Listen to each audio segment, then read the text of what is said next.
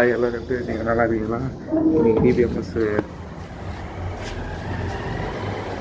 இன்றைக்கி வந்து டிபிஎம்எஸோட ப்ராக்டிக்கல் கடைசி ப்ராக்டிக்கல் என்ன கற்றுன்ட்டு நான் போய் பார்த்துட்டு ப்ராக்டிக்கலை வந்து பக்காவாக முடிச்சுட்டு அதுக்கப்புறமா வந்து மேம் கிட்ட வந்து நான் ஓஎஸ் அசைன்மெண்ட்டு கொடுக்க வேண்டியதாக இருந்துச்சு. ஸோ அதை கொடுக்கலான்ட்டு தான் மேலே போயிருந்தேன் ஸ்டாஃப் ரூம் கிட்டே.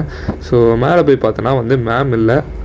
சரின்ட்டு வந்து அப்படியே கீழே வந்து சொல்ல என் ஃப்ரெண்டு கூப்பிட்டாண்டே வாடா இப்படி வந்து நம்ம வைஸ் பிரின்சிபல் சார் சைன் வாங்கிக்கலாம் நோடியூவில் அப்படின்னு சொல்லிட்டு நானும் வந்து குடுன்னு போயிட்டு அவங்ககிட்ட கொடுத்துட்டேன். மச்சான் நீ வந்து வாங்கிக்கூடா அப்படின்னு சொல்லிட்டு.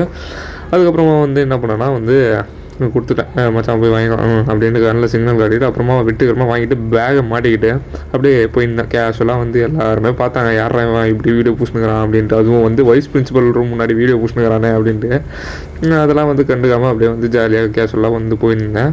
மண்டி ஆட்டினே போட்டுனுக்கிறான் பார்த்தீங்களா. அப்புறமா திருப்பியும் மேலே போனால் அப்புறமா வந்து அங்கே போய் பார்த்தேன் இல்லை. ஸோ அதனால் வந்து எல்லாத்தையும் வந்து எடுத்து வச்சுக்கிட்டு அப்புறமா அப்படியே தெரிஞ்சிருந்தேன். அப்படியே போயிருந்தேன். அப்புறமா வந்து என் ஃப்ரெண்டு ஒருத்தன் கூப்பிட்டுருந்தான்.